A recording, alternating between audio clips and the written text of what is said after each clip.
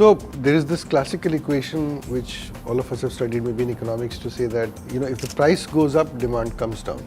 As the demand comes down, there is excess supply. So the suppliers have to cut the prices to bring the demand back. So effectively there is a equilibrium mechanism that plays out in an economy. But if you are thinking about a commodity whose demand is relatively inflexible and whose supply is also inflexible, because remember, oil is one such commodity where demand is also reasonably inflexible, supply is also very inflexible. You can't just increase the oil supply, in a very short period of time. Even if the prices go up, it doesn't really affect the supply equation. It doesn't really affect the demand equation. Therefore, stagflation scenarios are typically associated with such kind of shocks, where even though the inflation is going up, the usual economic phenomena that we are used to thinking about do not really play out, because somewhere or the other there is some inflexibility in the system. And that's exactly what happened in US, that while the oil prices are going up, it is a big shock. Ideally the demand should have collapsed. It didn't really entirely collapse. Of course, the economy was weak, but didn't collapse.